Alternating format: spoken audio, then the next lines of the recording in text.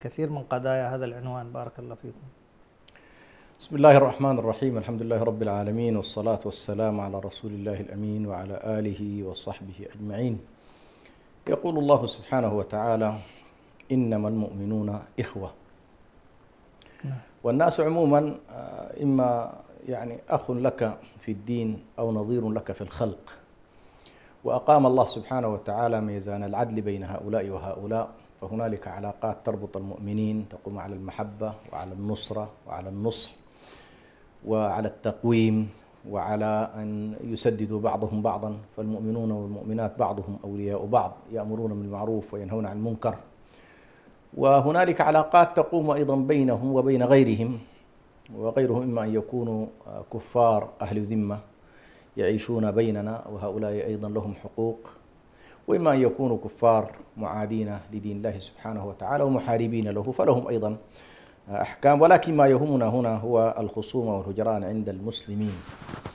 ذكرنا بأن العلاقات تقوم على هذا المبدأ العظيم وهو مبدأ الإخاء، وهذا الإخاء أساسه ومبناه هو عقيدة لا إله إلا الله محمد رسول الله. فالعقيدة والإيمان هو الرابط الحقيقي بين أهل الإيمان. ووصل هذا الأمر في دين الله تبارك وتعالى إلى أن يقدم الإسلام الولاء الإيماني في بعض الأحيان على الولاءات النسبية.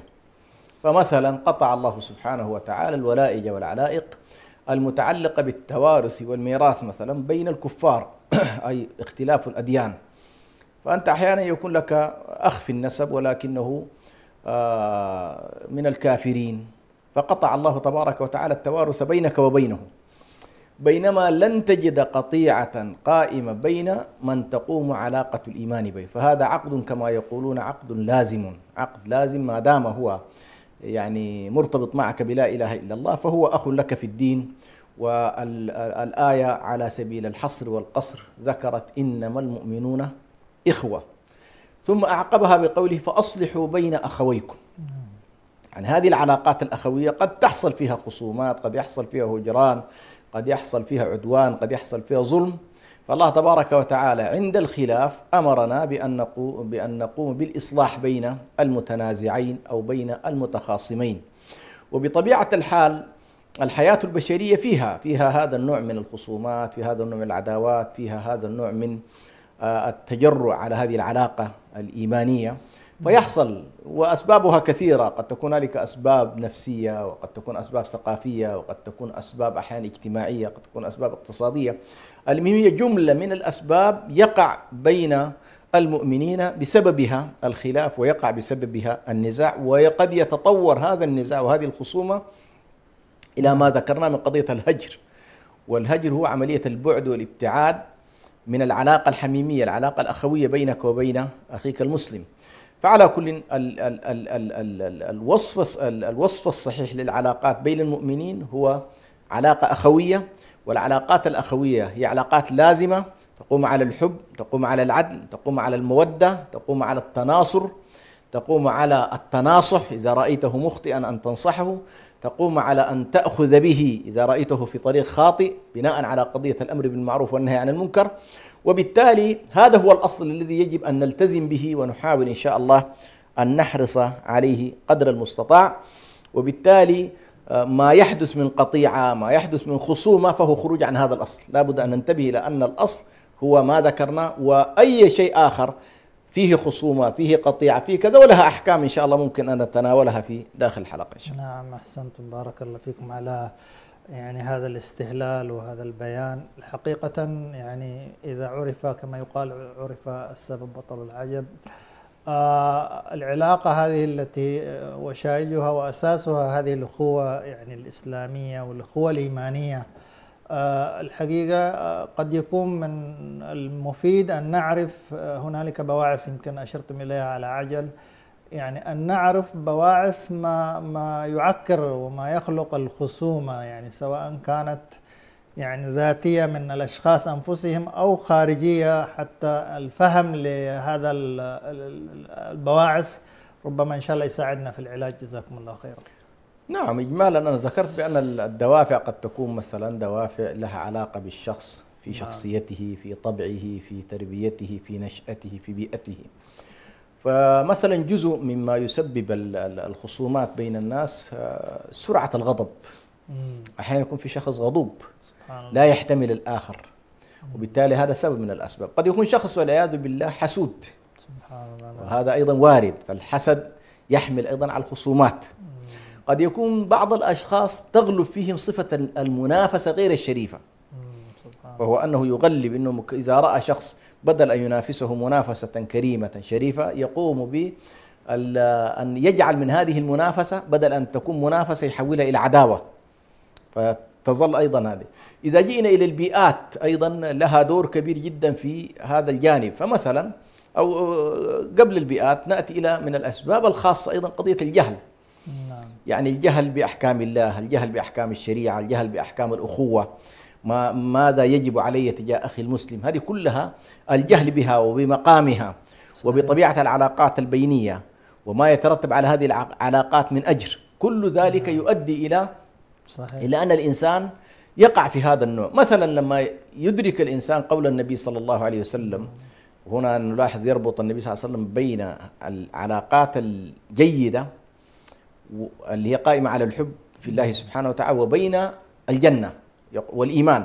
يقول والله لن تدخلوا الجنة حتى تؤمنوا، ولن تؤمنوا حتى تحابوا، أفلا أدلكم على شيء إذا فعلتموه تحاببتم أفشوا السلام بينكم.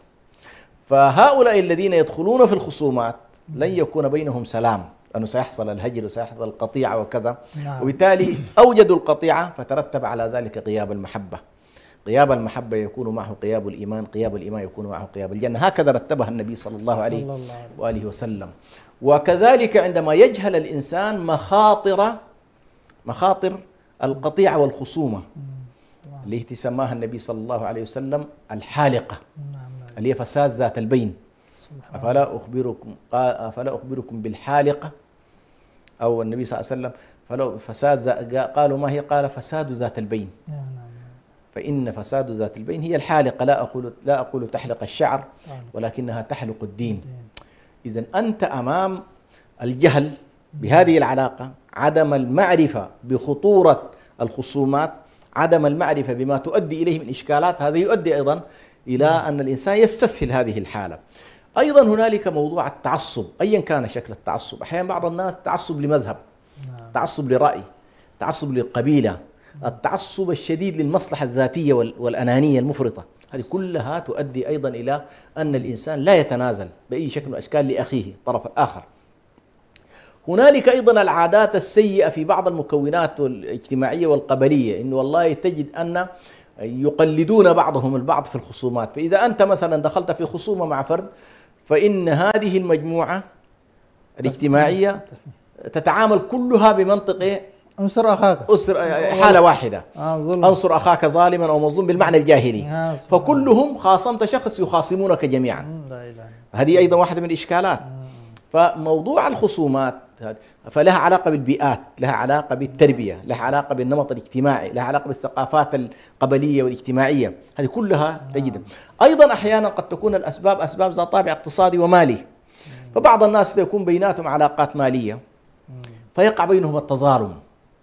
أنا أعطيك مثلا مال دين فتؤخر عني الدين، وأنت تشعر هنا بالظلم، وأنت تشعر أنه أخر عليك الدين مع قدرته. والنبي صلى الله عليه وسلم يقول مطل الغني ظلم، يعني الذي يماطل في سداد ديونه وهو قادر عليه فإن ذلك من الظلم.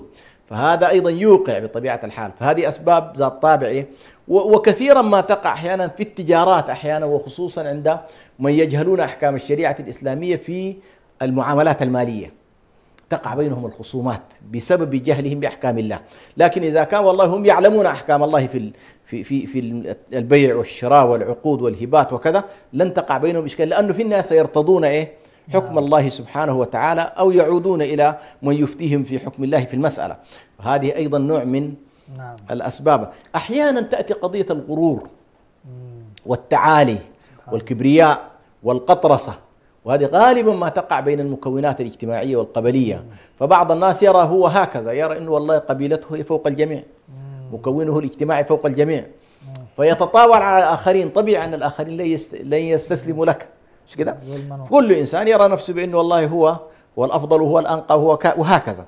مع أن الإسلام يحثنا على أن والله نحن في نهاية المطاف بشر وكلنا لآدم، وآدم من تراب، لا فضل لعربي على عجمي إلا بالتقوى، وهكذا. فالإسلام يربيك على أن والله أنت تواضع لله وتواضع لخلق الله تبارك وتعالى حتى لا تقع بينكم الخصومات. وغالبا قضية الخصومات تأتي من هذه الزاوية، أن تكون أمة هي أربى من أمة، يعني أن تكون واحدة أرفع من الثانية.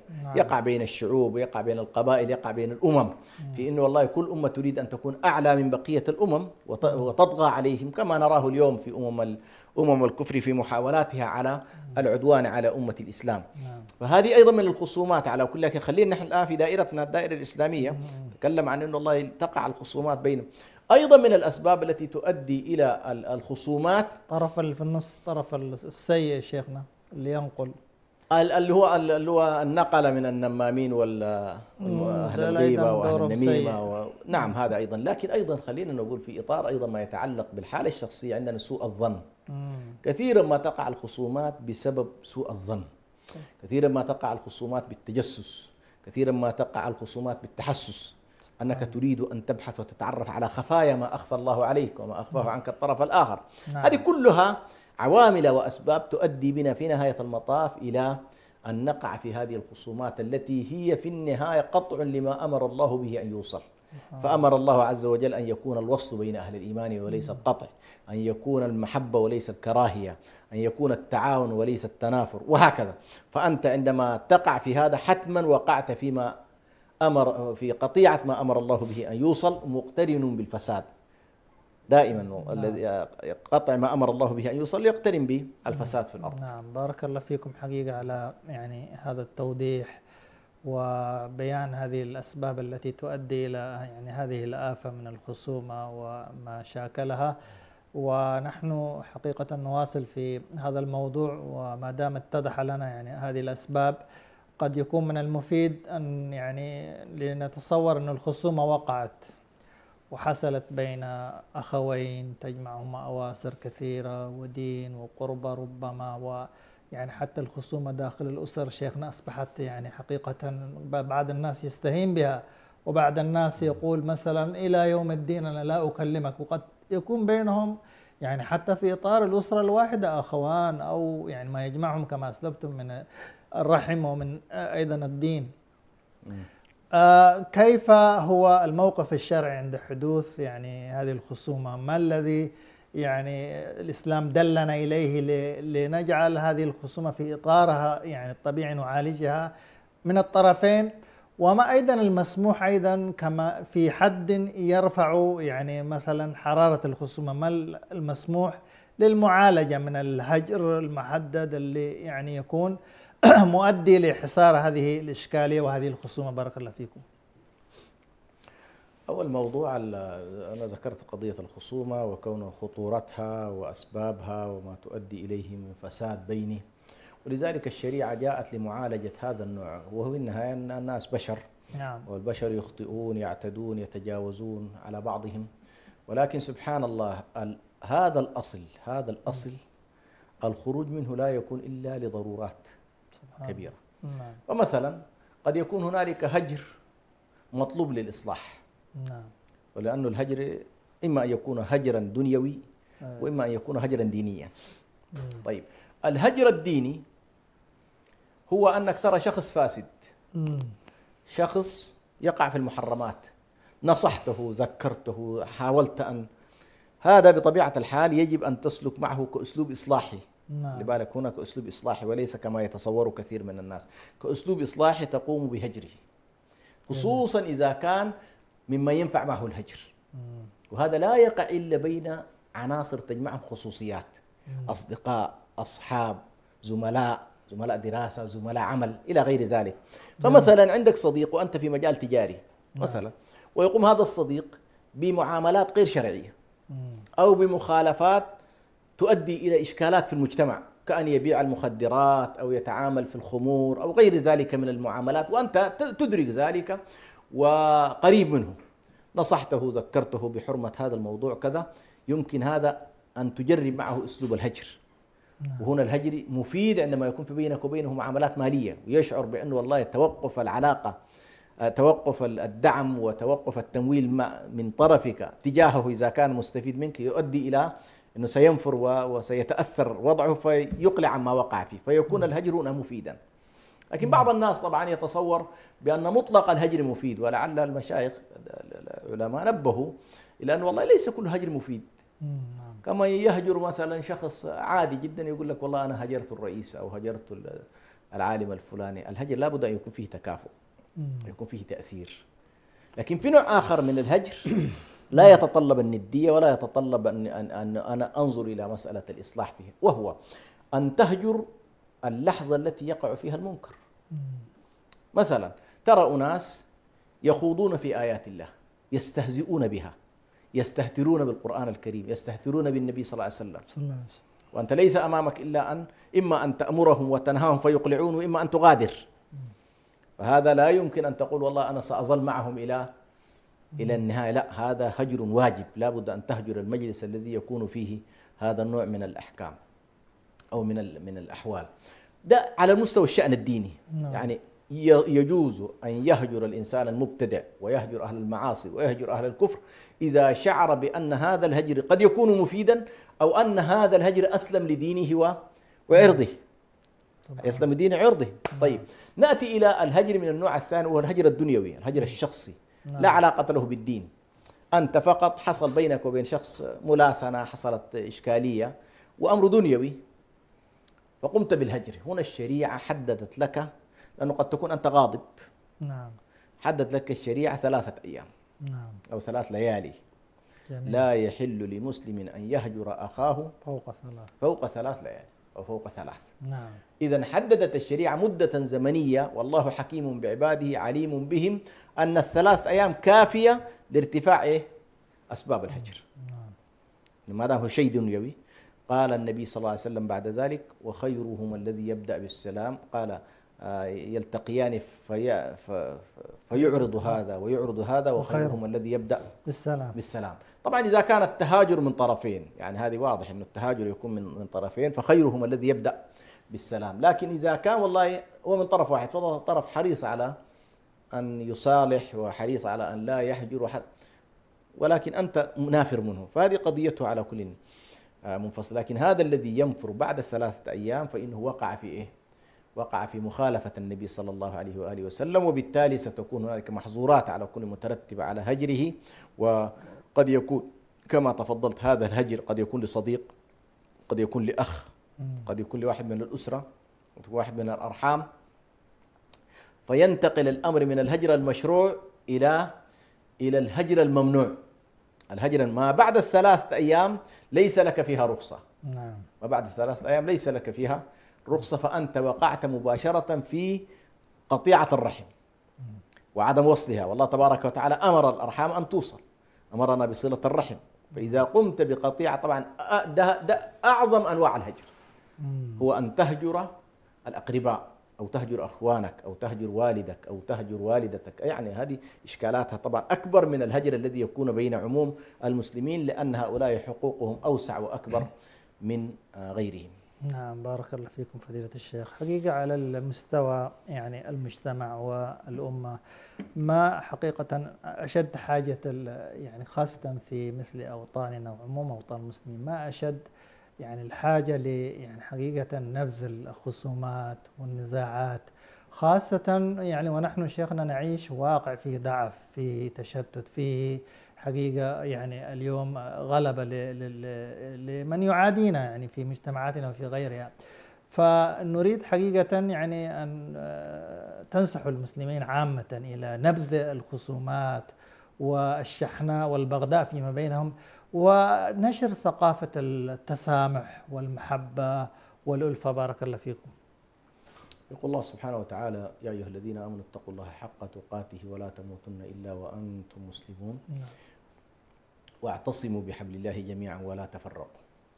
ويقول الله سبحانه وتعالى: واذكروا إذ أنتم قليل مستضعفون في الأرض تخافون أن يتخطفكم الناس فآواكم وأيدكم بنصره ورزقكم من الطيبات لعلكم تشكرون. والله سبحانه وتعالى امتن على أهل الإسلام بعد أن كانوا فرقة، متشرذمين، متشتتين، قبائل، مجموعات. هذا الواقع للأسف الشديد الذي ربما تعيشه الأمة اليوم في شكل شعوب، اليوم نحن نعيش والعياذ بالله حالة من الشعوبية، وحالة من القطرية، وحالة من القومية، ونعيش في مجتمعنا الصغير اللي هو المجتمع الأريتري، نعيش حالات أيضا، حالات جهوية، حالات قبلية، عصبيات محلية، أحيانا تجد سبحان الله التنافر حتى بين المجموعة الواحدة، سبحان تجد هذه. وهذا والعياذ بالله إذا رأيناه على المستوى الشرعي لن يكون إلا بترك ما أمر الله به. سبحان الله عز وجل فلما نسوا، يتحدث عن أهل الكتاب، يقول فلما نسوا ما ذكروا به أغرينا بينهم العداوة والبغضاء. فمتى ما رأيت أمة نافرة من بعضها البعض، متدابرة متشاحنة، فاعلم أنهم تركوا بعض ما أمر الله به. ومما أمر الله به أن يكونوا معتصمين، أن يكونوا متحابين، أن يكونوا متناصرين، أن يكونوا إخوة يتعاونون مع بعضهم البعض، حتى في مدافعة كما تفضلت في مدافعة المظالم الكبرى التي تواجههم على مستوى البلد. نعم. فكل ذلك حقيقة يجعلنا نعيد النظر في العلاقات الاجتماعية على وجه التحديد، لأن ستلاحظ كثير من العلاقات السياسية المتوترة لو تعمقت في جذورها ستجد أن هنالك جذور اجتماعية لهذه المشكلات. وكذلك عموما إشكالات السياسة تؤثر في الاجتماع البشري، والاجتماع البشري والتلاقي البشري يؤثر كذلك على مستوى الصراعات السياسية الكبيرة. فلا بد من أن يكون على مستوى النخب السياسية أن يعملوا على نشر ثقافة السلام، نشر ثقافة المحبة، نشر ثقافة الأخوة، نشر ثقافة إنه والله نحن لن نحقق على الصعيد السياسي أو الاجتماعي أو الإصلاحي ما لم نكن كتلة حقيقية مترابطة تأبى الرماح إذا اجتمعنا تكسرا، وإذا تفرقت تكسرت آحادا. نعم. فهذه المسألة لا بد من الالتفات إليها، أن ننتبه إلى أننا كشعب مسلم لا بد من أن نراعي هذه الجزئية. للأسف الشديد بعض الناس يؤثر أحيانا اللقاء مع النصارى والاقتراب من النصارى أكثر مما يؤثر الاقتراب من إخوانه والعلاقات البينية بينهم، ويتصور بأنه يقول لك والله هؤلاء كذا وهؤلاء كذا، ثم يدرك بأن هذا الوضع حتى وهو يقترب إلى الطرف الآخر لا يعدونه منهم، فيجد نفسه والعياذ بالله كالشاة التي شردت من حاضنتها ووقعت في حاضنة أخرى ولم يتم استيعابها بطبيعة الحال، فينظر إليه الطرف الآخر بازدراء. فعلى كل المجتمع مطالب بأن يعمل على التراحم وعلى التلاحم وعلى التناصر وعلى المحبة، وهذه مسألة مهمة جدا سبحان الله لا بد من الالتفات إليه.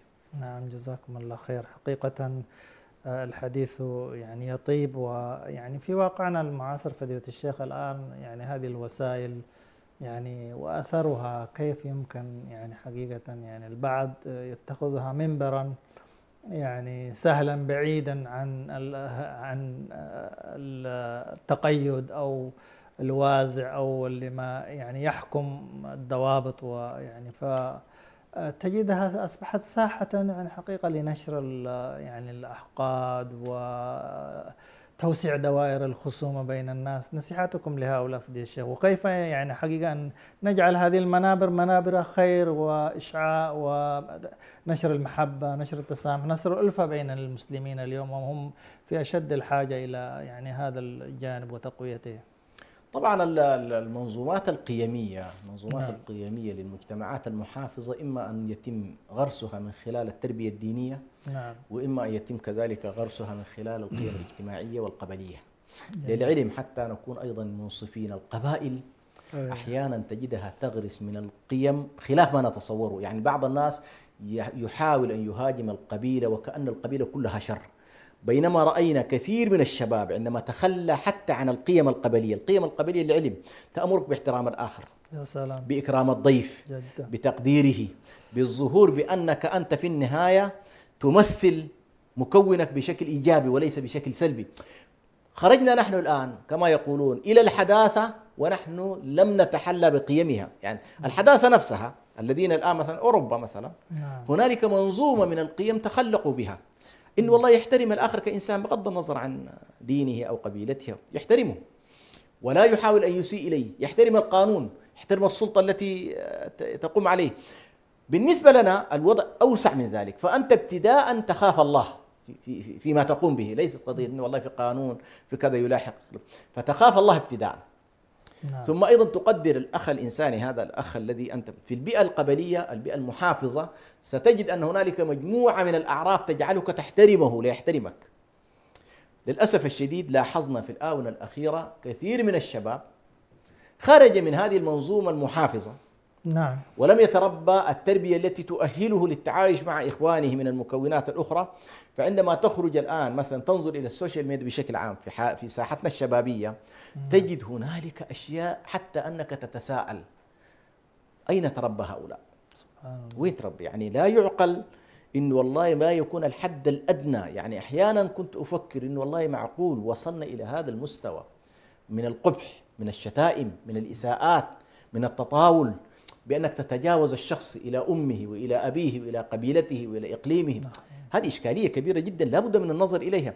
فكنت حقيقة في فترات قديمة كنت أقول بأن والله لا، شعبنا الإريتري حتى الآن فيه محافظة، شبابنا حتى الآن فيهم التزام، فيهم نوع من الحد الأدنى من المراعاة. وكنت أشاهد أحيانا كثير من الشعوب الأخرى عندما تكتب في الفيسبوك وشتائمها لبعضها أيا كانت، حقيقة حتى في مجموعتنا في الشعوب العربية كنت ألاحظ بأن بعض طبعا جزء منها للأسف الشديد هو ذباب إلكتروني، يذهبون نحو الإسقاط الكلي، شتائم وإساءات، وأحيانا يسيئون سبحان الله لمشايخ ولدعاة ولعلماء مثلا.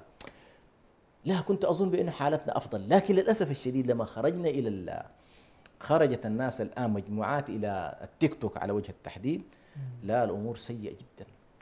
يعني ربما في الفيسبوك في الكتابات لا زال في نوع من إلى الآن في نوع من الانضباط، في نوع من تقدير بعض الشيء مقارنة مع الشعوب الأخرى، ولكن لما تأتي إلى المشافهات، إلى اللقاءات، إلى الخروج إلى هذه في إشكالية كبيرة جدا. فأنا أقول لهؤلاء الشباب من منطق الحرص ومن منطق أنه نحن في نهاية المطاف علينا ألا نكسر مجاديف بعضنا البعض.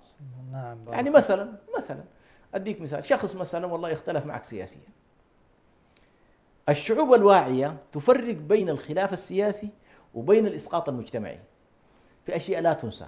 يعني مثلا شخص، وهذه كثير منا ربما يعني يمر بها، شخص مثلا لا يمكن أن يتسامح إذا أسأت لأبيه وأمه مثلا، وطبيعي جدا، وخصوصا إذا كان والده ووالدته أموات، هنا لا يمكن، يقول لك لن أتسامح.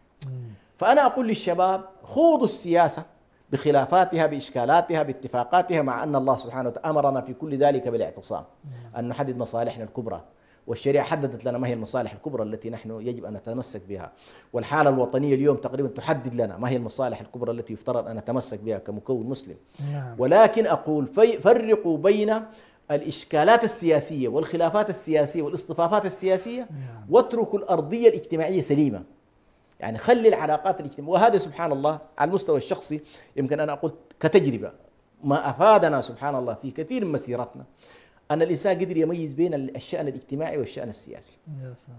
فتجد أنه والله في قمة الخلافات السياسية مثلا مع بعض زملائنا وإخواننا وكذا، تجد أنه والله لم نتوقف عن مناسبات الوفاة، مناسبات الزواج، الأشياء التي يفترض أن يكون فيها تواصل تلتزم بها. سبحان الله تمر الخصوم السياسية مع الوقت تبرد جميل. وتنتهي، ويبقى الشأن الاجتماعي الذي هو أصل. يا سلام. فهذه لا بد، أقول للشباب وهم للأسف الشديد هم في حداثة تجربة في كذا، وكأنه يتصوروا بأنه والله المحطة المعينة هي نهاية التاريخ. ما في نهاية التاريخ، لسه نحن مشروعنا طويل.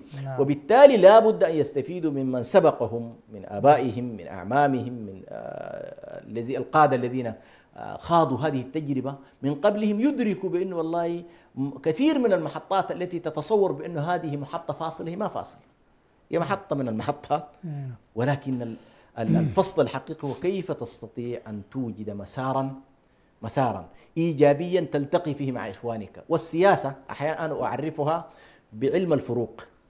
كيف تستطيع أن تفرق بين البعد الشخصي والبعد العام، كيف تفرق بين البعد السياسي والبعد الاجتماعي، كيف تفرق بين علاقات الأخوة الإيمانية والعلاقات الوطنية. فأنت إذا أجدت هذا النوع من الفروق تستطيع إن شاء الله أن تتعامل في حياتك السياسية والشخصية بشكل جيد، ولا تخوض معارك لا نهائية بحيث والله أحيانا تجعل من معركة جزئية كأنها معركة الوجود. لا، الأمر ليس كذلك. سبحان الله. بارك الله فيكم فضيلة الشيخ على حقيقة هذا البيان والتوضيح. لعله من يعني المفيد في ختام لقائنا هذا أن نشير أو إلى يعني معالجة يعني مهمة جدا، وهي دور حقيقة، يعني دور البعد الإيماني في علاج الخصومة، وكيف أنه الإنسان ديننا حث على أنك يعني تقبض ممكن يعني حظك أو تتنازل أو يعني تعفو وتسامح من أجل يعني قيمة المسامحة والعفو. إذا يعني هي وقع أكيد شيء عليك، ولهذا أنت تنال في هناك أجر عظيم تناله. يعني هذا مهم أن يكون حاضر شيخنا لعل من طرحه والإشارة إليه. ثم أيضا يضاف لهذا حقيقة شيخنا قضية الأجاويد، وقضية أنه المشكلات ما تترك في المجتمع وبين الأسر. لابد أنه يكون هنالك ممن ينفر لحقيقة رأب الصدع والإصلاح، حتى أنه المصلح يعني ما له من دور ما يخفاكم من حتى أنه يكذب مثلا مسموح له، ولا خير في كثير من نجواهم الآيات في هذا الباب. فإن شاء الله لعل يكون هذا ختام لحلقتنا. بارك الله يجزيك الخير. على كل هو ما يتعلق بالعلاج، يعني نحن الآن حددنا الخصومة، خطورتها، إشكالاتها، لكن العلاج أول شيء في موضوع العلاج أن الإنسان سبحان الله يستحضر الله والدار الآخرة. يا سلام. الله عز وجل آخر ما أنزل في كتابه قوله تبارك وتعالى: واتقوا يوما ترجعون فيه إلى الله. لو تصورنا كما يقول سيد قطب عليه رحمة الله، لو تصورنا بأن الحياة كلها هي هذه الحياة الدنيا لمتنا كمدا. كم من إنسان سبحان الله 60 70 سنة عشنا كثير من المظالم، تعيش مظالم من أهلك، تعيش مظالم من أقربائك، تعيش مظالم من زملائك، من رفقاء دربك. الإنسان سبحانه كتلة هائلة، لكن سبحان الله الذي يستحضر الله، يستحضر الآخرة، يشعر بأنه لا شيء يضيع عند الله سبحانه وتعالى، هنا ستتغير المعادلة. يا سلام. ولذلك الله عز وجل لما يقول: فكيف تتقون إن كفرتم يوما يجعل الولدان شيبا.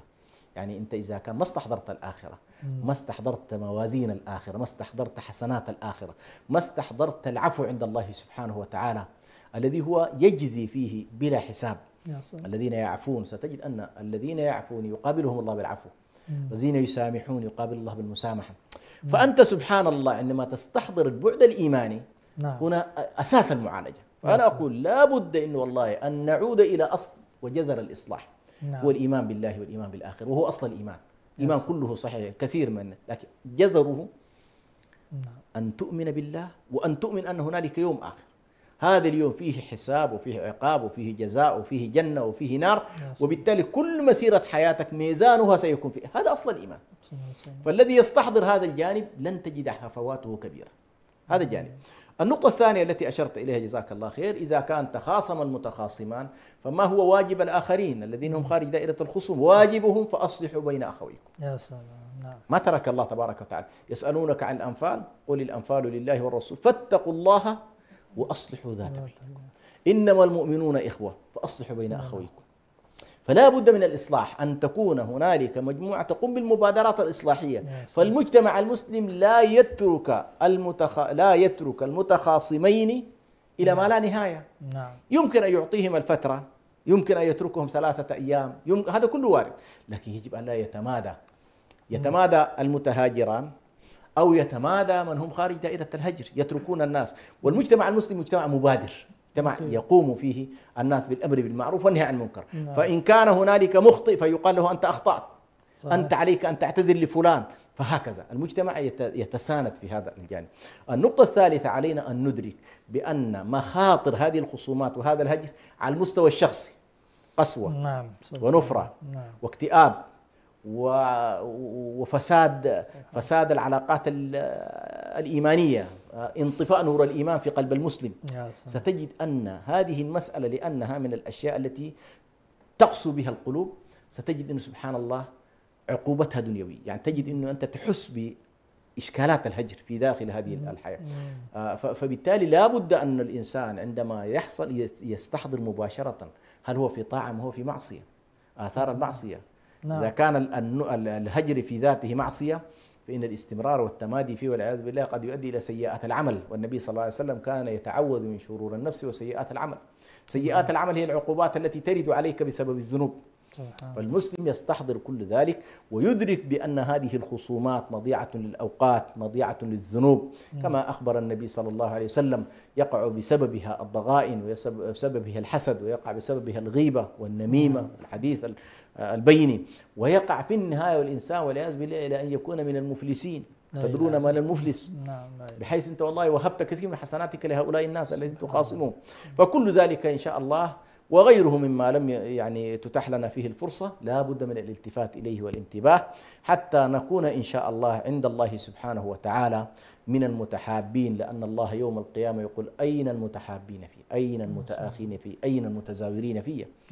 هؤلاء الذين سيكونون إن شاء الله على سرر وعلى مجاورة رسول الله صلى الله عليه وسلم بحسن أخلاقهم، والله أعلم. الله يجزاكم خير، بارك الله فيما قلتم ونفعنا الله جميعا مما سمعنا، ونسأل الله سبحانه وتعالى أن نكون إخوة متحابين متسامحين متخلقين بأخلاق ديننا عند يعني مثل هذه الخصومات، مبادرين لفعل الخيرات ولرأب الصدع متى ما يعني حدث، ونتقيد بالآداب الإسلامية التي تدعو إلى المحبة وإلى العفو وإلى الصفح حتى تكون حياتنا يعني حياة طيبة، حياة فيها أنس وحياة فيها سعادة نفسية. وقدر ما تعفو قدر ما تكون مبادر قدر ما يعني كما أشار فضيلة الشيخ إلى أن تكون يعني نفسيتك طيبة وروحك روح أيضا إيمانية، وتكون أرضيت ربك وتكون أيضا يعني كسبت هذا الذي تعف عنه. لا شك أن الخير لا يأتي إلا بخير. أسأل الله سبحانه وتعالى أن ينفعنا وإياكم بما نسمع وبما نقول، إلى أن نلتقيكم في الأسبوع القادم. نستودعكم الله، والسلام عليكم ورحمة الله تعالى وبركاته.